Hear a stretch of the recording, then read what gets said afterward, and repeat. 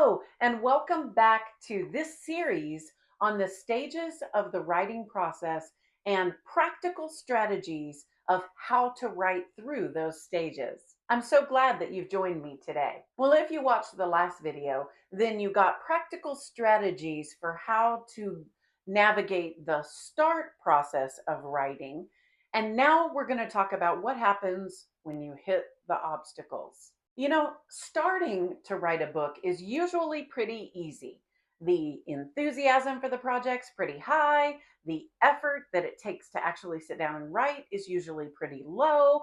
And so that's pretty easy. But at some point, that is going to change. You are going to hit some obstacles that are going to compete with that energy to write and that are going to raise the effort of the act of writing. You can count on it. So don't be discouraged when it happens. It's a very natural part of the writing process. And here's why.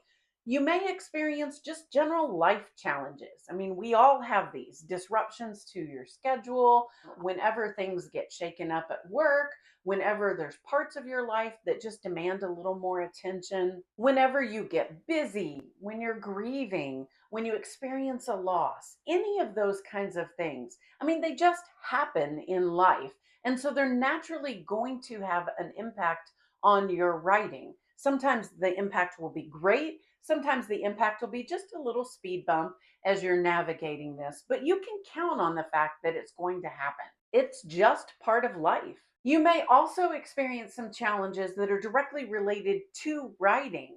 I mean, maybe you're in the writing process and you're working on your draft and it's just not coming together the way it needs to. Maybe your plot is falling flat. Maybe your characters are kind of dreadful. I mean, whatever it is, you may be struggling with an aspect of writing. So it's possible that the obstacles you're facing in your writing project are actually related to writing. It's also possible that the challenges that you're facing are more related to things like technology. I mean, don't we all have challenges with that? You forget a password and can't get into your document. Maybe your hardware crashes or your software has a glitch. Perhaps the internet is out and you can't access your document. Any of those technological kinds of things can have an impact on your writing because I'm guessing that you, and I know for sure not me, that we are not writing out our drafts in longhand anymore. And none of us are working on typewriters either because we have such great technology when it works. But even technology brings challenges. There's another kind of challenges that can come from within, and that's those self-talk challenges. The way that you talk to yourself. Maybe you chide yourself and you ride yourself pretty hard trying to motivate yourself to write, but that doesn't usually work. Maybe your self-talk is all about your perceived areas of weakness. Those are the kind of things that often can become hard. I mean, if you sit down to write and all you feel is nervous and insecure about what will happen from your writing, it's going to be very demotivating. It raises the effort needed to write and it decreases the enthusiasm that you have for writing. That's what you can expect in the obstacles phase of writing. Your effort raises and your enthusiasm, your energy for the project decreases. It gets harder to write. So if we know it's coming, how do you write when it gets hard?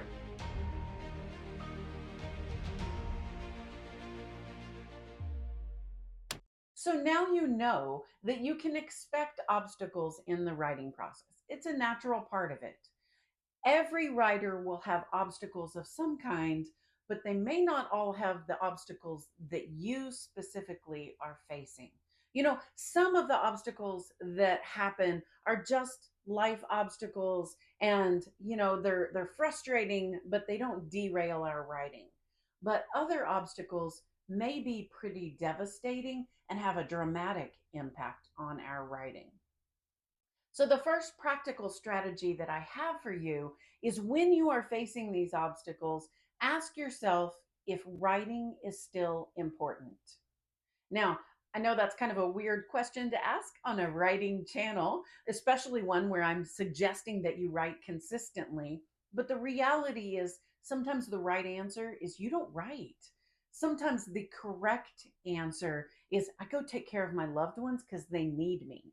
Sometimes the correct answer is I have to pause on writing to take care of this big project at work, and I don't have time to do both. If that's the case, that's okay. Ask yourself if writing is still important. If the answer is no, you have full permission to not write, to completely stop this writing project, and maybe even to walk away from writing at all. That is okay. You can decide to do that.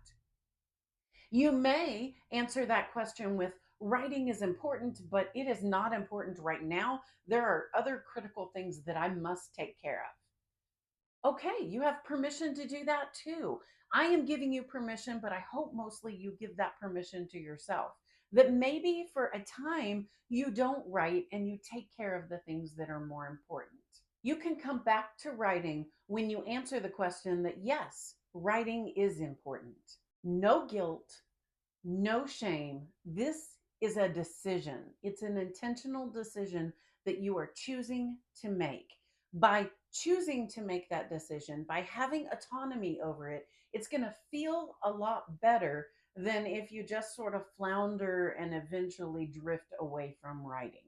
Be really kind to yourself. Sometimes we say really harsh things to ourselves because we're trying to make ourselves do what we think we should. That is not helpful. It is out of place here. Instead, be kind to yourself. The second strategy is for those of you that when you ask if this is important, you say, yes, it's important, but I just need to get through this thing, whatever this obstacle is. When that is the case, keep writing, but allow yourself to write a lot less. Maybe today it is so hectic that you only write 100 words. Maybe you only write 50 words, but you've written something, so you have kept the placeholder for that writing habit. That's all that you need to do today. No, it's not 500 words. No, you're not going to finish your manuscript maybe as quickly as you had mapped out. But for this season, the right answer is just to write what you can and let the rest go. When other things need your attention, they need your attention. And it's okay if you write less. But if writing is still important, then keep writing something. Here's strategy number 3. If the challenge that you are having, the obstacle you're hitting, is related to your writing, then give yourself the space to work on the problem.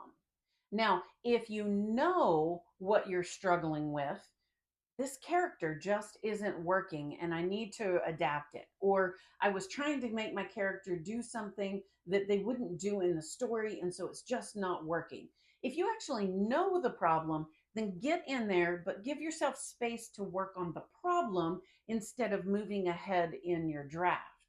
But if you don't even know what the problem is, just something's not working, then make space between you and your draft. In those cases, I suggest writing in your journal. Or if you've already written for the day, maybe go out and take a walk or do something that is really different from writing and just let your brain work on that in the background. The next strategy is if you are facing the challenge that is coming from within, the way that you talk to yourself. If your challenge is self talk, then agree with yourself. I mean, if you're telling yourself, I'm a really bad writer, then instead of arguing and fighting and spending a lot of effort and energy in that battle with yourself, just say, okay, what if that were true? What if I really was a bad writer? What would that mean? You might try journaling to discover the answer to that question, and that might help you to uncover what's really going on with your writing, what it is maybe that you're afraid of, or maybe what you think might happen if you're successful in writing. Whatever that challenge is that somewhere deep inside you you are concerned about, it will help you to uncover that. And the best way to do that is just to agree with yourself, because somewhere in you you're convinced that that is true even if it is not. So approach it as if it were true and see. Then you might want to try the opposite and say, but what if that weren't true? What if I was actually an amazing writer? I just hadn't found a publisher yet. What would that mean? And the next strategy is for those tech challenges. If you are having technological issues, then what is it that you need to do to resolve them? Or what do you need to do to keep writing while you are still getting that work done? So, if your computer has crashed and you're in the process of getting a new computer, is there a way that you could still write even if you didn't have your typical device that you usually write with? If your problem is with software, what do you need to do to get that software issue fixed? And again, is there some way that you can keep writing even with those issues? Nobody loves having to deal with obstacles. I mean, it feels like such a detraction from your writing. But here's what I'd like to propose to you today. What if having obstacles in your writing actually makes you a better and more dedicated writer? So you will hit obstacles in your writing. I wish I had a way to prevent them. I don't. I wish I could tell you what your obstacles were going to be, but I don't have that kind of capability either. I just know that if you are writing, you're going to face some challenges to that writing. Sometimes we can predict them and we can problem solve and maybe even prevent them. But sometimes things just happen that will impair our writing. Unfortunately, they are such a good way to develop grit as a writer, to develop that stick to itness, that determination. There's not a better way to develop those qualities than to have your writing challenged. Obstacles give you an opportunity to see how important this is to you, to decide how much this book means to you. But sometimes they will knock you down for a while. I hope that these suggestions were helpful and will help you to get back up when obstacles knock you down. Well, if you are struggling with your motivation and you're wanting to know the big why of your writing, you might find this video interesting to watch next.